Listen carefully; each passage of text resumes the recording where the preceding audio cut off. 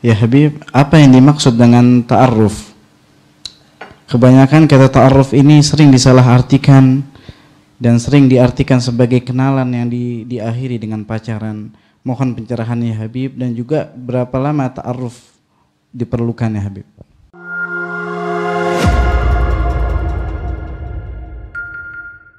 Ya betul, pertanyaan yang mewakili ya, bagus ya, supaya dia itu selamat daripada pekerjaan yang syubhat, yang samar, yang meragukan ya.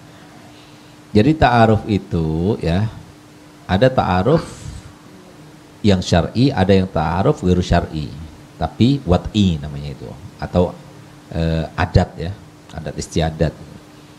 Jadi ta'aruf yang diperbolehkan itu adalah ta'aruf yang sesuai standar syariat. Seperti saya jelaskan tadi, dia itu sudah berazam untuk menikah, kemudian dia itu ada kemungkinan untuk diterima, itu syarat yang kedua. Syarat ketiga, dia itu hanya melihat wajah dan tangan. Syarat yang ketiga, keempat, dia itu artinya bukan cuma main-main gitu ya. Dia memang ada azam untuk melihat dan kemudian menikah kalau cocok gitu ya. Nah, itu ta'aruf sebenarnya. Sehingga kalau untuk menghindari ya, solusinya untuk menghindari kalau semua saya ta'aruf dulu kemudian nggak jadi gimana gitu loh. Nanti kan saya malu dan sebagainya. Saya sendiri kan sering saya menjadi complang ya, kata orang itu ya. Ada orang yang mencari jodoh di Putri, maka ketika saya pertemukan, kalau memang sudah diizinkan orang tuanya kepada saya, ya, saya pertemukan ya, dengan dia itu bawa teh misalnya, bawa minuman ya, kemudian bawa jalan ke depan laki-laki itu, ada ustazahnya yang melihat atau ada saya sendiri situ atau ada orang tuanya. Kemudian setelah duduk, dia melihat sekilas, dia juga melihat sekilas, ya sudah, mungkin dia berbicara sebentar, ada kita di situ, ya kemudian dia masuk lagi. Dan saya tidak mengatakan pada si perempuan, ini fulan-fulan ya, yang melihat kamu itu fulan-fulan, enggak, saya jelaskan. Sebagaimana saya nggak jelaskan juga kepada si laki-laki itu. Nanti kalau sudah cocok baru kita jelaskan siapa dia gitu. Supaya tidak timbul keyakinan yang kemudian tidak sesuai dengan keyakinannya. Hanya kecewa kan gitu. Itu terjadi seperti itu. Tapi melakukan nadhurah itu sendiri itu hukumnya sunnah. Kalau sudah si laki cocok, baru kemudian kita kasih tahu kepada si perempuan, ternyata yang lihat kamu tadi kemarin itu dia cocok kepada kamu. Gimana menurut kamu? Kalau kamu merasa cocok, ya sudah kamu telepon aja sama orang tua kamu musyawarahkan. Baru kasih tahu. Itu kan lebih aman gitu. Jadi terhindarkan daripada aib dan sebagainya. Tapi kita sudah melaksanakan dengan sunnah Nabi kita Muhammad SAW. Jadi seharusnya ta'aruf yang syar'i itu ya seperti itu. Tapi kalau ta'aruf iseng juru, apa namanya kalau istilahnya anak muda sekarang, kalau malam ahatan itu malam mingguan apa? Bukan. Itu kalau sudah, iya malam mingguan apa namanya itu? Cuci mata, apa lagi ya? Apa? Malam minggu itu biasanya itu. Apa? Ada istilahnya itu anak-anak muda. Bukan, selain cuci mata itu ada. Gitu. Misalnya setelah itu. Kemudian kalau sudah ada yang cocok, serius, chattingan. Makanya nanti ngasih nomor telepon, nanti chattingan, cocok-cocok, pertama kali sampai malam tidak tidur dan sebagainya. Ini yang terjadi sekarang itu seperti itu. Nanti setelah itu akhirnya ketemuan akhirnya senang, akhirnya pacaran. Nah itu sudah dimulai dari itu. Kalau sudah mulai seperti itu, jangan harap nanti akhirnya jadi bagus. Kenapa? Awalnya sudah tidak bagus. Awalnya sudah dilakukan sesuatu yang membuat murka Allah, yang bikin apa kehidupannya. Ingat satu hal, bahwasanya kehidupan itu adalah, kata Nabi SAW, innamal hayatu dainun, innamad dinu dainun. Apapun yang kita lakukan itu hutang. Hutang kepada siapa? Hutang pada Allah. Itulah maksud Nabi SAW bersabda, kun ma'al khalqi kanlah khalqa. Kamu jadilah bersama makhluk seakan tidak ada makhluk kecuali kamu dan Allah. Jadi Nabi SAW lebih jelasnya, kalau nggak ngerti, Nabi SAW menjelaskannya dalam hadis. Innal birra la yabla, wadzamba la yunsa, waddayan la yamut. Faf'al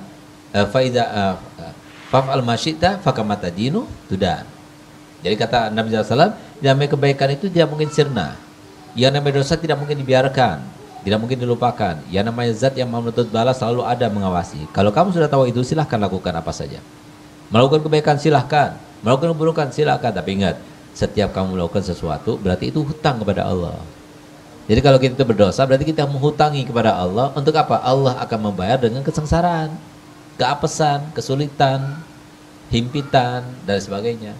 Nah, tapi kalau kita hutangi dengan kebaikan, maka Allah Ta'ala akan membayarnya, melunasinya dengan apa? Kebahagiaan, kemudahan, kesenangan, kegembiraan. Nah, itu yang akan diberikan Allah Ta'ala.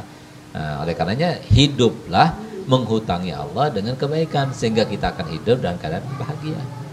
Jangan kita hidup dari awal sudah kita menghutangi Allah Ta'ala dengan kemaksiatan. Akhirnya Allah Ta'ala itu akan membalasnya dengan apa? Dengan kesengsaraan. Nah, itu siapa yang menjadi penyebabnya? Kita juga. Nah, jadi yang dilarang oleh Allah Ta'ala jangan lakukan. Nah, oleh karenanya Allah Ta'ala kemudian berfirman dalam Al-Quran, فَلْيَحْتَرِ الَّذِينَ يُخَالِفُونَ بِأَمْرِهِ أَنْ تُصِيبَهُمْ فِتْنَةٌ أَوْ يُصِيبَهُمْ عَذَابٌ أَلِيمٌ. Hendaknya kalian berhati-hati untuk melanggar perintahnya siapa? Nabi kita Muhammad SAW. Kalau sampai kamu lakukan, maka Allah berhati-hatilah mereka, karena Allah akan menimpakan pada mereka suatu fitnah atau azab yang pedih. Itu di dunia sebelum di akhirat, apalagi nanti di akhirat. Nah, jadi oleh karenanya, ayo anak-anak muda ta'aruf dengan yang syar'i. Jadi kalau belum waktunya ta'aruf, nggak usah ta'aruf, ya. Karena apa? Kalian masih belajar, ya sudah, kalian itu jangan ta'aruf. Kalau sudah waktunya menikah, baru kita ta'aruf. Jangan kita cari kesempatan di dalam kesempitan, jangan gitu loh. Nah, jadi kalau kita itu belum diperbolehkan untuk berinteraksi, jangan berinteraksi. Nanti kalau sudah berinteraksi, akhirnya kita kena.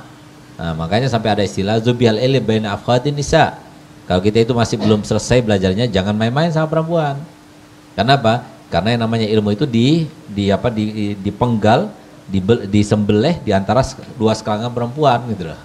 Artinya apa? Kalau seorang pelajar belum selesai, dia kawin, akan berantakan pelajarannya.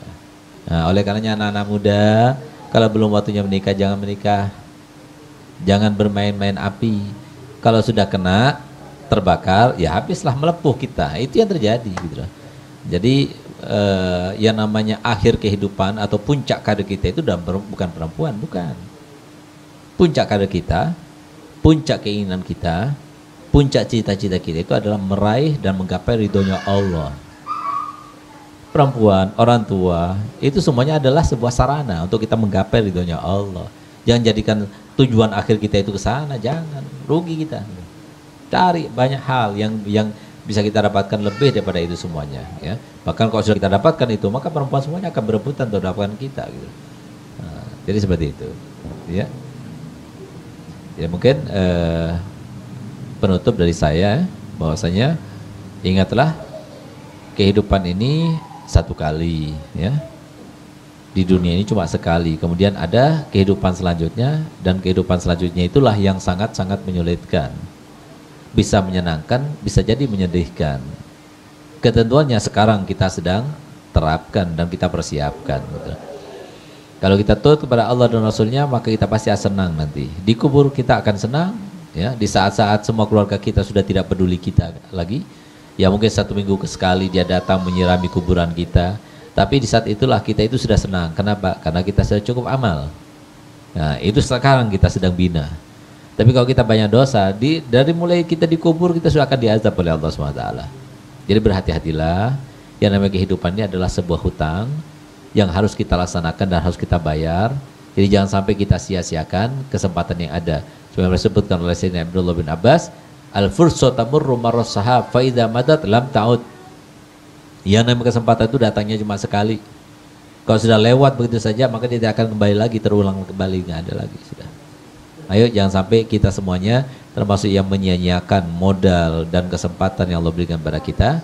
Semoga kita semua termasuk yang diselamatkan Allah Ta'ala pada fitnah akhir zaman. Semoga kita termasuk diberikan hidayah, riayah dan inayah selalu berkesinambungan. Dan semoga kita semua selalu berada di dalam naungan risalah dan syariah daripada Nabi kita Muhammad SAW, sehingga kita termasuk yang selamat di dunia sampai di akhirat, bahagia di dunia sampai di akhirat, bahagia di alam kuburnya sampai di alam mahsyarnya, bahagia di alam dunianya sampai di akhiratnya. Dan semoga kita termasuk yang berada di dalam hatinya Nabi Muhammad SAW, Semoga kita termasuk yang perjuangkan syariatnya Nabi Muhammad SAW, sehingga kelak nanti di akhirat kita termasuk yang berada di bawah bendera Nabi Muhammad SAW. Ala haziniya wa likulli niyatin salihah wa ala man wasarafuna salih. Al-Fatihah.